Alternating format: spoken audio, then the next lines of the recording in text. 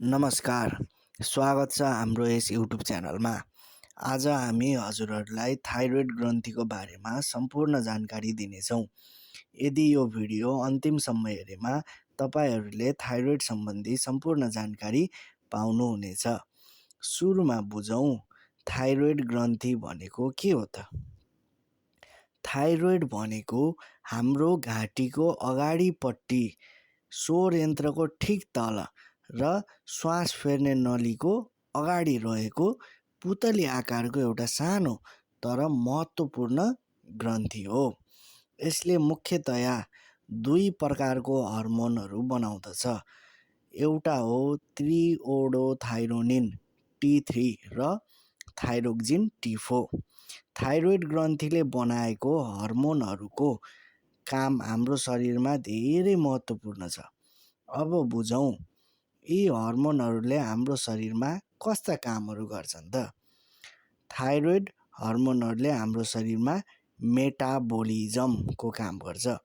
Metabolism भनेको शरीरले खाने कुराहरूलाई इनर्जीमा बदल्ने एउटा प्रक्रिया हो र थाइरोइड हर्मोनले मेटाबोलिजम प्रक्रियालाई नियन्त्रण गर्दछ। थाइरोइड हर्मोनले शरीरको तापक्रम नियन्त्रण गर्न पनि मद्दत गर्छ। थाइरोइड हर्मोनले पाचन प्रक्रिया सन्तुलन राख्न पनि मद्दत गर्छ। मुटुको धड्कन सामान्य राख्न मद्दत गर्छ र यस्तै धेरै इम्पोर्टेन्ट कामहरू थाइरोइड हर्मोनले गर्छ। थाइरोइडको समस्याहरू दुई प्रकारको हुन्छन्, हाइपोथाइरोइडिजम र हाइपरथाइरोइडिजम। हाइपो मिन्स कम। हाइपोथाइरोइडिजम भनेको थाइरोइड ग्रन्थीले थाइरोइड हर्मोन शरीरमा चाहिने भन्दा कम उत्पादन गर्नु हो र हाइपर मिन्स धेरै। हाइपरथाइरोइडिजम भनेको थाइरोइड ग्रन्थीले थाइरोइड हर्मोन शरीरमा चाहिने भन्दा धेरै उत्पादन गर्नु हो। हाइपोथाइरोइडिजमको कारणहरू के हो त? यदि हाम्रो शरीरमा थाइरोइड हर्मोनहरू कम उत्पादन भइरहेको छ भने त्यो कम उत्पादन हुनुको कारणहरू के हो त भनेर बुझौँ।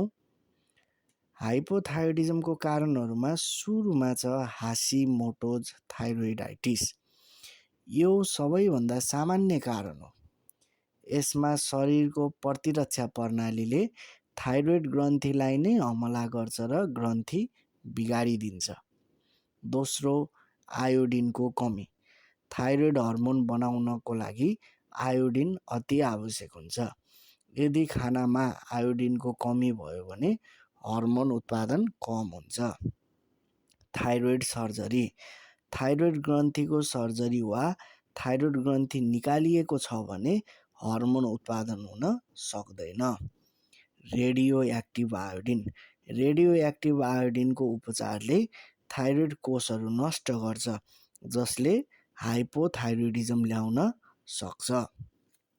Birth defects. केही बच्चाहरू जन्मैदेखि थाइरोइड ग्रन्थी बिना जन्मन्छन् वा काम नगर्ने ग्रन्थी हुन्छ। Medicine side effect. केही औषधिहरू जस्तै लिथियम इन्टरफेरनले थाइरोइडको काममा असर पुर्याउँछ।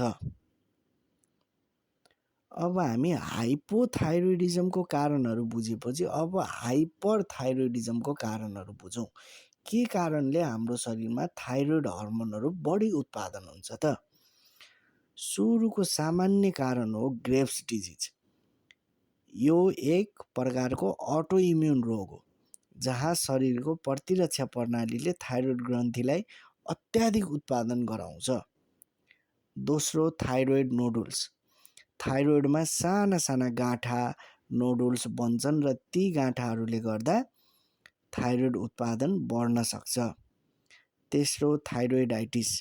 थाइरोइडमा सुजन वा इन्फेक्सनको कारण हर्मोनहरू एक्कासी धेरै मात्रामा रिलिज हुन्छन्। Excess iodine. धेरै आयोडिन जस्तै सीफुड, आयोडिन सप्लिमेन्ट आदिको प्रयोगले गर्दा थाइरोइड हर्मोन अत्याधिक बढ्न सक्छ। स्ट्रेस। धेरै तनाव लिनाले थाइरोइड हर्मोनको उत्पादन बढ्न सक्छ र यसले झनै लक्षणहरूलाई बिगार्न सक्छ। अब हामी कारणहरू बुझेपछि यसको लक्षणहरू चाहिँ के कस्तो हुन्छ त भन्ने कुरा बुझौँ। सुरुमा बुझौँ हाइपोथाइरोइडिजमको लक्षणहरू के हो त। हाम्रो शरीरमा थाइरोइड उत्पादन कम भइरहेको छ भने यसको लक्षणहरू कस्तो कस्तो देखिन्छ त। यो लक्षणहरू बुझौँ। वेट गेन, खानपिन धेरै नभए पनि तौल चाहिँ धेरै बढ्दै जानु। मोर सेन्सिटिभिटी टु कोल्ड, अरू व्यक्तिहरूलाई ठिकै जाडो लाग्दा पनि आफूलाई चाहिँ धेरै जाडो लाग्नु, आफूलाई धेरै नै चिसो महसुस हुनु। Dry skin and thin hair, छाला सुक्खा हुनु र कपाल झर्ने समस्या हुनु। विक डाइजेसन, पाचन प्रणाली कमजोर हुनु, धेरै जसो कब्जियत हुनु। डिप्रेसन एन्ड विक मेन्टालिटी, सोच्न, निर्णय लिन, ध्यान दिन यो सबै हुन एकदमै गाह्रो हुनु। विकनेस एन्ड मसल पेन, छिटो थकाइ लाग्नु, मसलहरूको पेन हुनु। यदि हजुरहरूमा यस्ता लक्षणहरू देखिएको छ भने हाइपोथाइरोइडिजम भएको पनि हुनसक्छ। थाइरोइड रोग विशेषज्ञ डाक्टरसँग चेक जाँच गराई रोगको उपचार गर्नुहोला। अब हाइपोथाइरोइडिजमको लक्षणहरू बुझेपछि अब हामी हाइपरथाइरोइडिजमको लक्षणहरू बुझ्नेछौँ। यदि शरीरमा थाइरोइड हर्मोन धेरै उत्पादन भइरहेको छ भने कस्ता लक्षणहरू देखिन्छन् त।